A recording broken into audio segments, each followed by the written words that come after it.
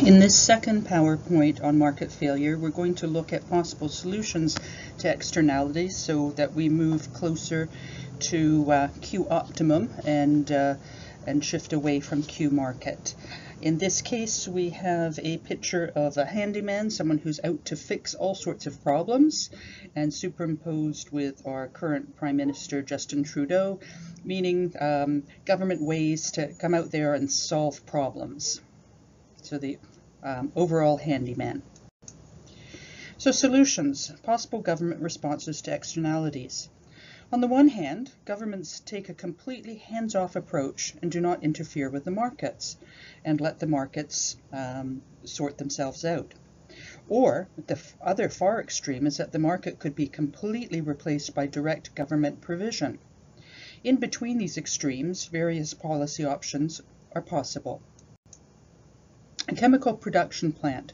What policy options does a government have available to them to reduce emissions from plants of this nature?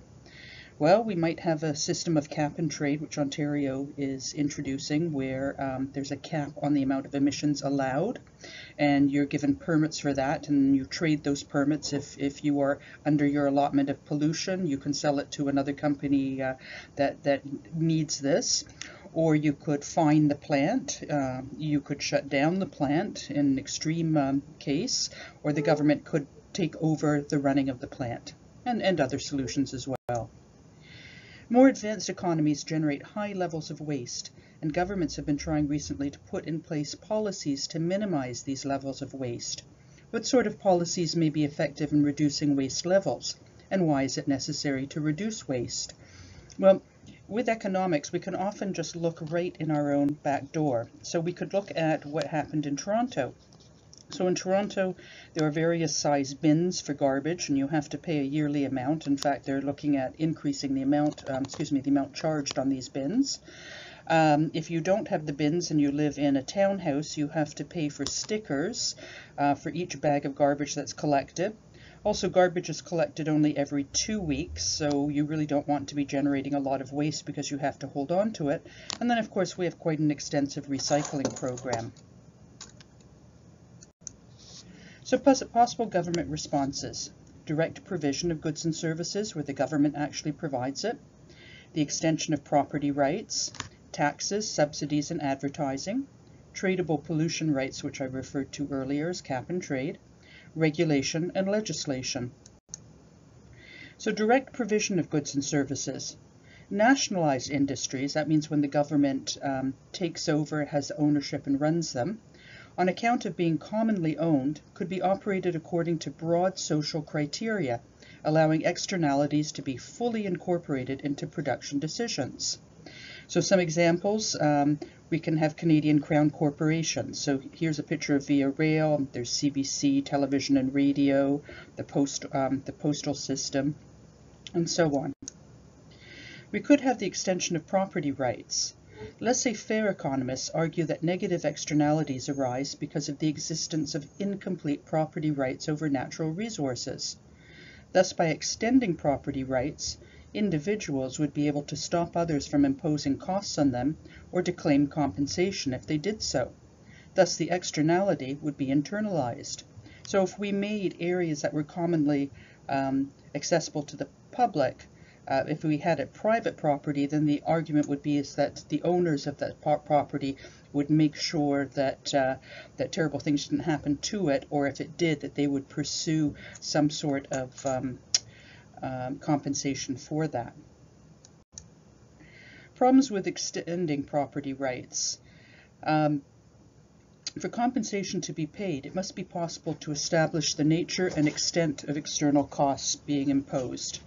Where many firms or individuals are imposing negative externalities, it would also be exceedingly difficult to claim compensation from them all. The time and cost involved in pursuing the offenders, and the extension of property rights has equity implications. Who would you allow to have these property rights? Taxes, subsidies, and advertising. All of these approaches are meant to influence either supply or demand. A tax will shift the supply curve up,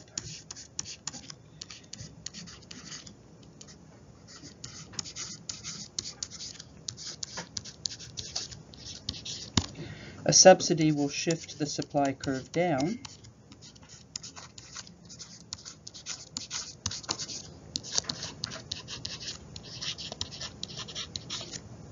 Positive advertising will shift demand right.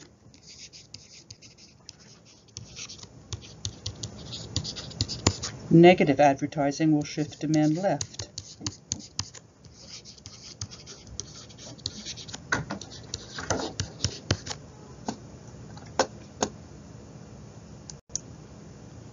So taxes, subsidies, and advertising, focusing on taxes.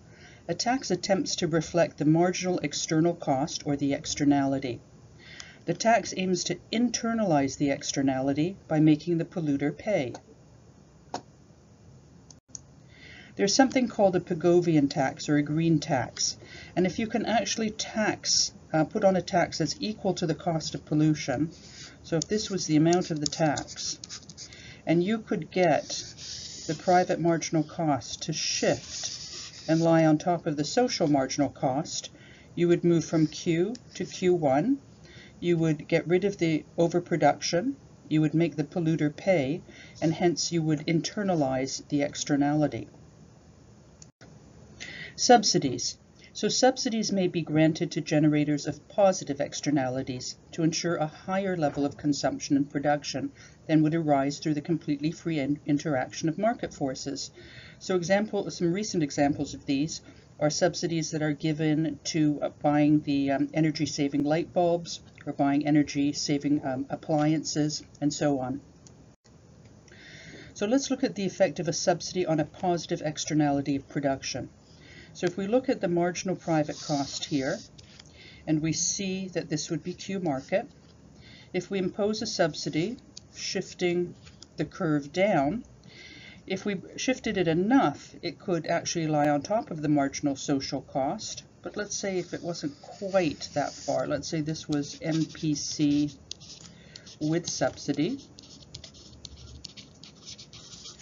we would see that our quantity would be here. We call this Q2, and it would be closer to the Q optimum, shifting it away from Q market. If we had a subsidy on a positive externality of consumption, being a consumption externality, we have two demand curves. So we have the marginal private benefit here, being Q market, where this intersects, and we have marginal social benefit over here, giving us Q optimum. Again, if we imposed a subsidy, we call this MSC with subsidy, we would see our point of intersection with the marginal, sorry, hold on, let me slow this down for a minute. MSC, MSB. Well, if the subsidy was large enough, we would actually exceed Q optimum. Oh no, sorry, we're still looking at intersecting with the private benefit, because we haven't shifted our demand curve at all. So this would be Q2. Again, we've increased production away from Q market and approaching Q optimum. Advertising. It's estimated that over 12% of hospital utilization and approximately 7% of visits to physicians are attributable to smoking. The associated annual monetary costs are considerable, approximately $110 to $140 per capita. So we've had economists actually go out there and measure the size of the negative externality. So on the externality graph, when I've shown you the difference between the marginal private benefit and the marginal social benefit due to the negative effects of smoking, that vertical height has actually been measured by the economists. So the average smoker needs over 5,000 cigarettes a year. So here's an example of negative advertising, focusing on trying to get youth or people unhooked, and with a telephone number and website to assist them in doing that. So taxes, subsidies, and advertising. So if we had negative advertising and we have a consumption negative consumption externality of smoking, we would see that it would take the marginal private benefit and shift it to the left because of the negative messages. So MPB with negative advertising, so people would hopefully want to smoke less. And you've seen those ugly pictures on the cartons of cigarettes showing the effects of smoking. And this would bring our quantity Q2 away from Q market and closer to Q optimum. If you were completely effective in your advertising, perhaps you could get the MPB with the negative advertising to actually lie on top of the marginal social benefit. So there's an argument to having vaccinations done. So if we had a positive advertising campaign on consumption, we would take the marginal private benefit with the Q market quantity. It would shift to the right, so we'd have MPB with positive advertising.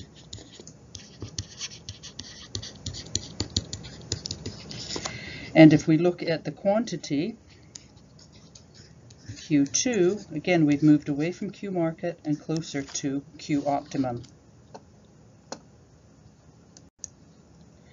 Tradable permit rights. Tradable permit rights, or cap and trade, are emission allowances or permits which can be traded between organizations whose operations generate pollution. It offers certainty about the quantity of pollution, and a tax offers certainty about the price of solution. So some examples are an acid rain program in the US, and EU emissions trading scheme. So what happens is the government determines that there'll be a certain amount of carbon and pollution that they're allowing into the atmosphere. They determine what that cap is, what that limit is, and then they parcel out pollution rights to different firms. If firms are able to bring their pollution below what their maximum allowance is, they can then trade that additional amount of their permit to another firm, and so they can actually gain monetarily from it, and they have an incentive to bring down their pollution. Then the government, as they look at these pollution rights from year to year, can determine targets where they want to lower it consistently over time. Regulation and legislation. So examples, we could restrict emissions and pollution, set standards such as fuel mileage standards for cars, e-waste. We could ban activities such as DDT and have laws for noise and no noise after, for instance, 11 p.m. And one advantage is that it's a very direct way of tackling the problem, but the disadvantage is policing of regulations may be costly or challenging, and it's often not the most cost-effective solution. In Hong Kong, here's an example that if you toss out a piece of litter, that the fine could be $10,000. And I've heard similarly that in Singapore, I believe it's actually illegal to chew gum, but the fines would be quite astounding for polluting in that way. And Toronto's traffic bomb. So this is an example of an externality of just so much traffic on the roads. We have a phenomenal amount of loss of GDP because of this. And Toronto is the fourth most congested region in North America, behind only Los Angeles, San Francisco, and Chicago. Now, many of you have traveled to London, and you've seen how they deal with congestion. And they impose well, you're only allowed, depending on the letters of your license plate, to enter the city center on certain days. And also there's quite a toll for entering the city. I'm not sure of the amount, but I think I've heard of something of $43 for a day, something along those lines. Thank you.